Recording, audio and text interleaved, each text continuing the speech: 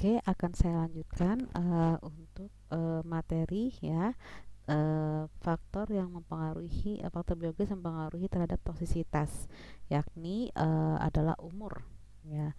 Nah, di sini tadi sudah saya bahas sebelumnya bahwa ada senyawa yang lebih toksik pada hewan yang lebih muda dibandingkan yang dewasa, seperti tadi aflatoksin ya. Kemudian ada juga karena pembuluh darah yang barrier pembuluh darah yang masih belum berkembang, serta adanya absorpsi yang lebih tinggi untuk senyawa-senyawa tertentu seperti misalnya timbal itu lebih cepat diserap ya, 4 sampai 5 kali ya pada yang berumur lebih muda ya dibandingkan pada yang dewasa. Kemudian juga tetrasiklin. Tetrasiklin pada anak 1 tahun itu giginya berwarna lebih coklat ya dibandingkan pada orang dewasa yang mengkonsumsi tetrasiklin. Kemudian ciprofloxacin juga. Makanya ciprofloxacin ini untuk anak itu sangat tidak disarankan. Kenapa? Karena dia dapat menghambat pertumbuhan anak tersebut. Ya, ini dari segi umur. Nah, ada bermacam toksikan yang lebih toksik pada hewan uji yang lebih tua dan juga manusia. Kenapa? Karena detoksifikasinya itu yang mulai berkurang, kemudian juga ekskresi renal yang tidak sempurna, adanya penurunan aliran darah, dan juga ya adanya total protein plasma yang jumlahnya rendah. Kenapa detoksifikasi itu berkurang? Artinya kemampuan hati untuk mendetok itu mengalami penurunan. Kemudian ekskresi renal juga pada hewan uji yang lebih tua ataupun juga manusia itu akan mengalami penurunan, sehingga ya pengeluaran zat yang bersifat toksikan juga akan mengalami penurunan. Aliran darah yang menurun ini juga sangat berhubungan dengan aliran darah di ginjal ya, sehingga juga akan mengurangi penurunan jumlah ekskresi senyawa yang bersifat toksik, dan juga total protein plasma yang jumlahnya lebih rendah. Kenapa? Sehingga untuk senyawa-senyawa memiliki kandungan protein yang cukup tinggi, maka akan meningkatkan konsentrasi yang semakin besar ketika jumlah protein tersebut mengalami penurunan. Nah, distribusi toksikan dan juga obat ya bisa berpengaruh ya, karena kenapa? Karena meningkatnya lemak tubuh ataupun juga berkurangnya cairan tubuh. Ya, ini distribusi dari senyawa toksikan tersebut. Oke, faktor selanjutnya adalah penyakit. Ya, penyakit ini seperti misalnya pada liver kronik ataupun akut seperti hepatitis, sirosis ya, ataupun hepatitis toksik, porpria ya, dan juga tumor liver. Ini akan pengaruh dari biotransformasi obat tersebut, sehingga apabila terjadi kelainan atau gangguan, maka obat tidak bisa diubah atau dimetabolisme dengan seharusnya. Selanjutnya juga penyakit renal atau ginjal ya, ini dapat menyebabkan terjadinya gangguan pada ekskresi senyawa kimia, yang mana ketika terjadi gangguan ekskresi otomatis akan meningkatkan efek toksisitasnya karena tidak bisa dikeluarkan seharusnya ya, yang akan meningkatkan kadar obat di dalam tubuh. Kemudian juga gangguan jantung.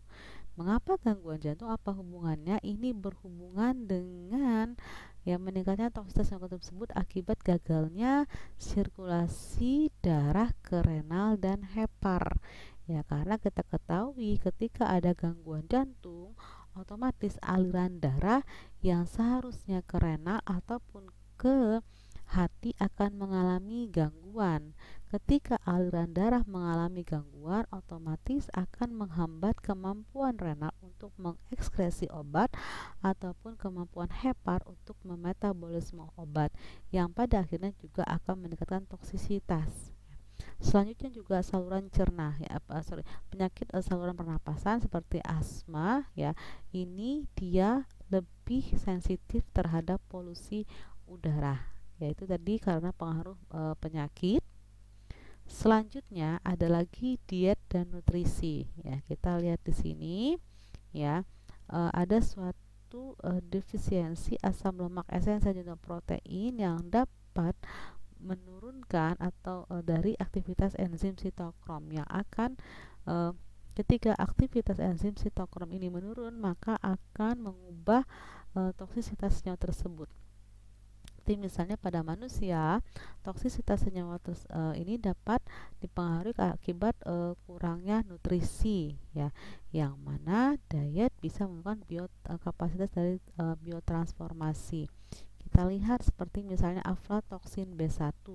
Aflatoksin B1 itu dikarenakan senyawa yang pada penyakit kwashiorkor, ya, kwashiorkor yang dimana dia ini akan lebih efek toksinnya akan lebih besar pada penderita kwashiorkor. Kemudian juga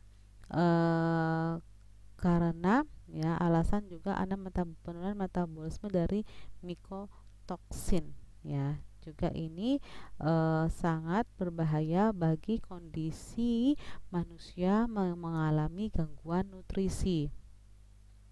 Selanjutnya adalah bahan kimia di dalam diet, udara, dan air. Nah, kita lihat di sini manusia, ya, manusia biasanya kan juga mengkonsumsi beberapa obat, ya. Sementara juga dia memiliki potensi untuk terpapar senyawa kimia dari industri. Nah, toksisitas dari senyawa kimia ini pada suatu organisme bisa meningkat atau menurunkan paparan, ya, yang berlangsung secara terus-menerus atau simultan, ya, yang juga ya mengakibatkan pada senyawa kimia di dalam makanan. Misalnya seperti misalnya jus grapefruit, ya, ini dapat mengakibatkan peningkatan bioavailabilitas dari obat-obat imunosupresif, obat-obat penekan sistem imun, seperti misalnya siklosporin. Ya, siklosporin A, ya, ini bisa diinaktifkan dengan sitokrom 3A4, sitokrom P450 dalam liver, dan juga pada enterosit pada usus besar itu kecil. Nah, siklosporin ini digunakan untuk imunosupresan pada penderita yang menerima donor ginjal, ya. Oke, sehingga akibatnya bioavailabilitas obat siklosporin akan meningkat ketika diminum dengan grapefruit. Ya, kalau betul meningkat, maka kita katakan siklosporin obatnya dalam sempit, maka kadar obatnya akan semakin besar. Ya. Kemudian juga epigalokatekin polifenol yang galat, ya, epigalokatekin galat polifenol yang terdapat dalam teh hijau ini dapat mencegah kematian tumor yang diinduksi oleh obat antitumor bortezomib, ya, dimana bortezomib ini merupakan inhibitor proteasom, ya, yang digunakan untuk limfoma ataupun myeloma, ya. Nah, green tea ini akan menurunkan efek bortezomib, ya. Kenapa? Karena epigalokatekin ini dia mencegah kematian tumor. Padahal kita ketahui bortezomib itu obat antitumor untuk mematikan tumor myeloma ataupun limfoma. Sehingga ketika minum green tea yang mengandung senyawa ini maka akan menurunkan efek dari si bortezomib tadi, ya. Kemudian juga asap rokok dan konsumsi alkohol ini juga dapat mempengaruhi respon farmakologi juga metabolisme beberapa obat. Nah, selanjutnya adalah variabilitas manusia. Kita ketahui respon toksin pada manusia bisa berbeda karena genetiknya. Kita lihat di sini glukos 6-fosfat dehidrogenase. Ya, ada beberapa ras yang memiliki enzim ini jumlahnya berkurang, ya, yang mana kondisi ini akan sangat berhubungan pada anemia hemolitik, ya. Ini terutama pada orang Mediterania dan juga Afrikan. Nah, enzim ini, ya, pada pria ataupun yang jantan, ya, ini ya akan sangat mempengaruhi pada imunitas terhadap malaria. Nah, kita lihat di sini bagaimana manifestasi dari enzim glukos 6-fosfat dehidrogenase ini. Nah, ini akan memperlama jaundice ya, kekuningan pada bayi baru lahir ya, dengan kemungkinan akan terjadinya kernicterus ya, ataupun peningkatan anemia hemolitik akibat infeksi, ataupun obat-obat seperti tadi anti malaria ya, obat Primaquine, Pharmaquine ataupun Chloroquine, dan juga makanan ya. Oke, jadi di sini akan meningkatkan anemia hemolitik ya ketika saat mengkonsumsi obat anti malaria. Kemudian juga krisis cukup parah dari terhadap gagal ginjal akut. Nah, ini terhadap variabilitas manusia. Dan yang terakhir adalah faktor lingkungan. Faktor lingkungan itu seperti temperatur ya. Biasanya respon biologi akan mengalami penurunan pada temperatur lingkungan yang lebih rendah. Nah, kita lihat di sini pada temperatur yang lebih dingin, biasanya laju absorpsi akan menjadi turun dan laju degradasi metabolik dan ekskretasi akan menjadi lebih rendah. Mengapa? Ya, kalau misalnya laju degradasi metabolik ini rendah ataupun ekskresi, maka tentu akan meningkatkan kadar kadar toksisitas dari senyawa tersebut ya, sehingga akan memicu atau meningkatkan efek toksisitas ketika pada temperatur yang lebih dingin. Nah, seperti misalnya obat yang menyerupai atropin ataupun obat chlorpromazin dan reserpin. Nah, ini sangat diperhatikan sekali saat diberikan pada cuaca yang cukup dingin. Kemudian ada lagi juga pekerjaan dan kondisi tempat tinggal. Misalnya penelitian baru pada hewan yang penetapan NT50 amfetamin dengan menetapkan ya tikus di dalam kandang. Ya, artinya dilihat lagi di sini pada kondisi tempat tinggal.